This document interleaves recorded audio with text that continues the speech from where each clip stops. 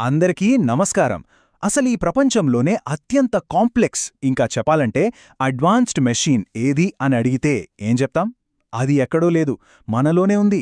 అదే మన మానవ శరీరం. పదండి, ఈరోజు మన శరీరమనే ఈ అద్భుతమైన బయోలాజికల్ ల్యాబ్లోకి ఒక టూర్ వేద్దాం. అక్కడ దాగున్న కొన్ని షాకింగ్ నిజాలు తెలుసుకుందాం.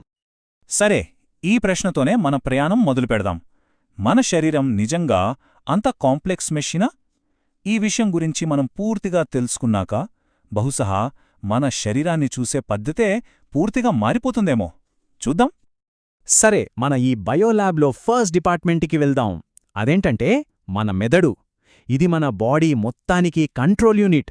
ఒక మాటలో చెప్పాలంటే మన పర్సనల్ సూపర్ కంప్యూటర్ అన్నమాట.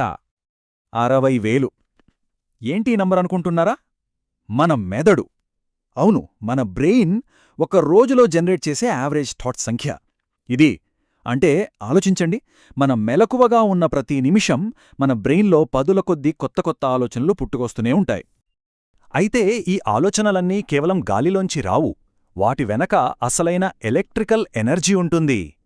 ఇంకో ఇంట్రెస్టింగ్ విషయం ఏంటంటే, మన మెదడు ప్రొడ్యూస్ చేసే ఆ ఎనర్జీ ఒక చిన్న ఎల్ఈడీ బల్బును వెలిగించడానికి సరిపోతుందట.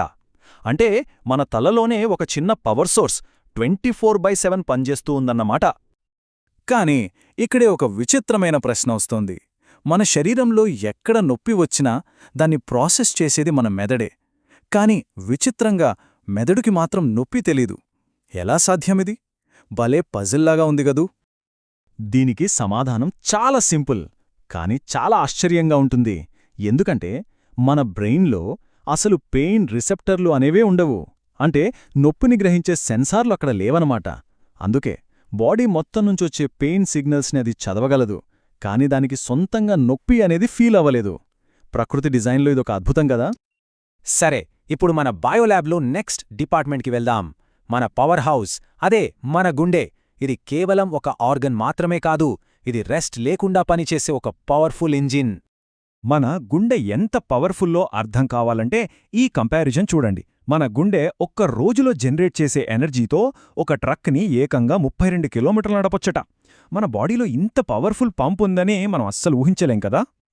ఇక నంబర్స్ పరంగా చూస్తే మన గుండె ప్రతిరోజూ యావరేజ్గా 1,00,000 సార్లు కొట్టుకుంటుంది. ఈ ప్రాసెస్లో అది దాదాపు 7,500 లీటర్ల రక్తాన్ని మన బాడీ అంతా పంప్ చేస్తుంది. ఒక్క సెకండ్ కూడా ఆగకుండా పనిచేసే ఈ ఇంజిన్ వర్క్ ఎథిక్ నిజంగా అమేజింగ్. సరే, ఈ సిస్టమ్స్ అన్నీ కలిసి ఎలా పనిచేస్తాయో చూద్దాం. నిజానికి మన శరీరాన్ని ఒక పెద్ద మెట్రోపాలిటన్ సిటీతో పోల్చొచ్చు. ఇక్కడొక అద్భుతమైన ట్రాన్స్పోర్ట్ సిస్టమ్, కమ్యూనికేషన్ నెట్వర్క్ అన్నీ నాన్ స్టాప్గా పనిచేస్తూనే ఉంటాయి. ఉదాహరణకి ఈ సిటీకి గాల్ని సప్లై చేసే సిస్టమ్ ఎంత పెద్దదో చూడండి. మన ఊపిరితిత్తులను గనక పూర్తిగా పరిస్తే వాటి సర్ఫేస్ ఏరియా ఒక టెన్నిస్ కోర్ట్ అంత ఉంటుందట. దీన్ని బట్టి అర్థం చేసుకోవచ్చు మన రెస్పిరేటరీ సిస్టమ్ కెపాసిటీ ఏంటో. ఇక ఈ సిటీలో ఉన్న హైవేస్ అంటే మన ట్రాన్స్పోర్ట్ సిస్టమ్ గురించి మాట్లాడదాం. మన శరీరంలో ఉన్న బ్లడ్ వెసల్స్ నెట్వర్క్లో మన రక్తం ప్రతిరోజు ఎంత దూరం ప్రయాణిస్తుందో తెలుసా? నమ్మలేరు, కానీ ఏకంగా 19,000 కిలోమీటర్లు. ఆ డిస్టెన్సు ఎంత పెద్దదో అర్థం కావాలంటే ఇలా ఊహించుకోండి. ప్రతిరోజు మన రక్తం హైదరాబాద్ నుంచి అమెరికాకి వెళ్ళి మళ్లీ తిరిగి వచ్చేంత దూరం ప్రయాణిస్తుందన్నమాట. అవును, ప్రతి ఒక్కరోజు. మన బాడీ లోపల ప్రతిరోజు ఇంత పెద్ద జర్నీ జరుగుతూనే ఉంటుంది. మన శరీరం ఒక సిటీలా పనిచేయటమే కాదు, దానికింకో స్పెషాలిటీ కూడా ఉంది. అదేంటంటే అది తనను తాను కంటిన్యూస్గా రిపేర్ చేసుకుంటుంది, రీబిల్డ్ చేసుకుంటోంది.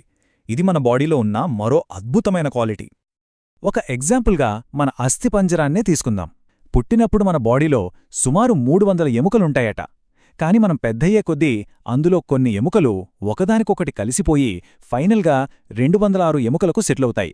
అంటే మన బాడీ స్ట్రక్చర్ కూడా స్టాటిక్గా ఉండదు, లైఫ్ లాంగ్ మారుతూనే ఉంటుందన్నమాట. ఇలాంటి చిన్న చిన్న డైలీ మెయింటెనెన్స్ పనులు కూడా మనల్ని ఆశ్చర్యపరుస్తాయి. మన స్కిన్ ప్రతిరోజు 50 లక్షల డెడ్ సెల్స్ని వదిలించుకుని కొత్త సెల్స్కి చోటిస్తుంది. అలాగే మన నాలుక మీద ఉండే కొన్ని టేస్ట్ బడ్స్ ప్రతి 2 వారాలకి కొత్తవొస్తాయట.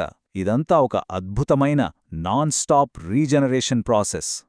సో ఫైనల్గా మనం అర్థం చేసుకోవాల్సిందేంటంటే brain, heart, lungs, blood, bones ఇలా ప్రతి సిస్టమ్ ఇంకో సిస్టమ్తో పర్ఫెక్ట్ హార్మనీతో 24/7 పనిచేస్తూనే ఉంటుంది. ఈ అద్భుతమైన కోఆర్డినేషనే మనల్ని బతికిస్తోంది.